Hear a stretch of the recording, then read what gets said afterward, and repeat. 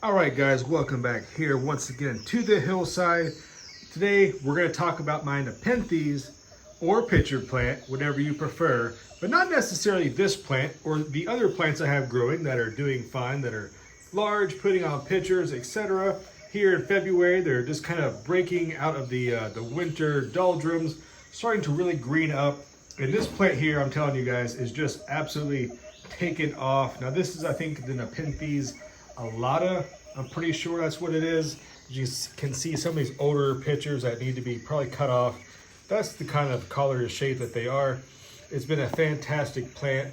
I forget when I even got this. It's probably only 2 years old, but this thing has actually, I mean, look at it. It's just growing like crazy, getting ready to put on these long vines, which means it's getting mature. And eventually it may try to put on some seeds or some flowers first and then seeds, right? This summer. But that's not what this video is about. Okay, guys? This video is about the Nepenthes seedlings. So let's go ahead and check those out and see how they are coming along. So for starters, growing Nepenthes, they need a very humid environment, very warm environment. These are tropical plants, remember that. So I keep these in these little seed starting trays. And this is the, as you can see, the Nepenthes cambotiana. I believe this is native to Vietnam, Cambodia, and maybe southern Thailand on the coast.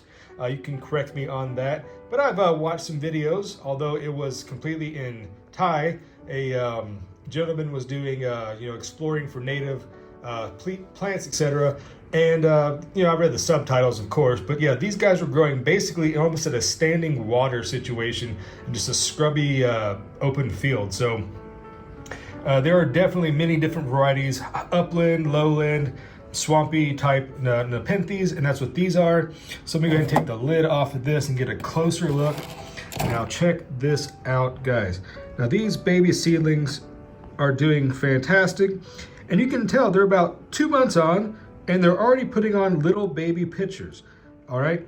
And this little grass thing, and the moss, that's just what kind of naturally started growing through the sphagnum.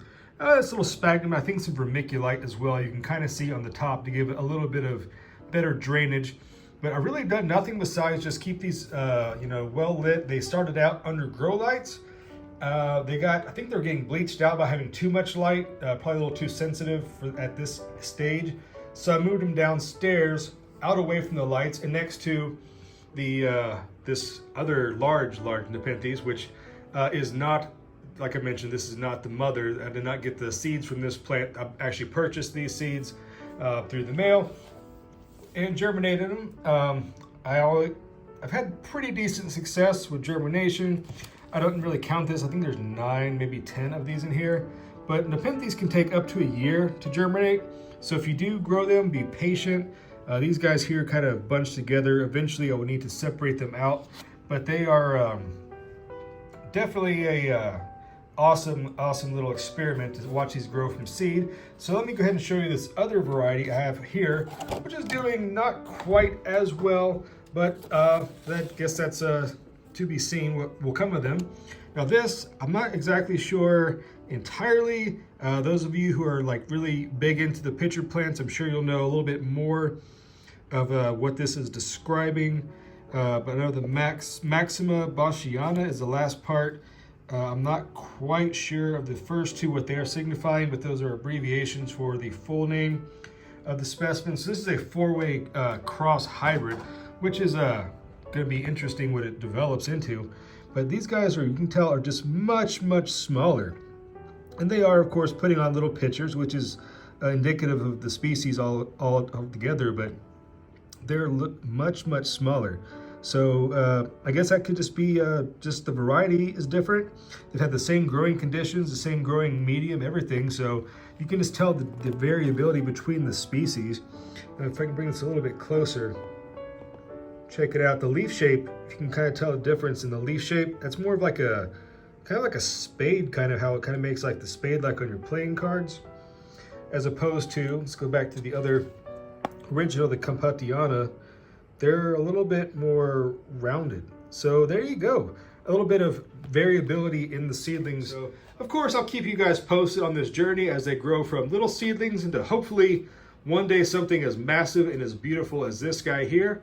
It is a gloomy, gray, rainy day, so nothing better to do than to plant some seeds and get ready for the upcoming spring. But there's always your tropical houseplants growing inside in a nice warm environment, so there's always something to grow, guys. But don't worry, spring is right around the corner. Hope you enjoyed this. If you like this video, check out the playlist with my other carnivorous plants, and I hope to see you there. And again, I'll see you here next time on the hillside with another awesome plant video, guys. So if you like this, give it a thumbs up, and I'll see you then. All right, guys, until next time, bye-bye.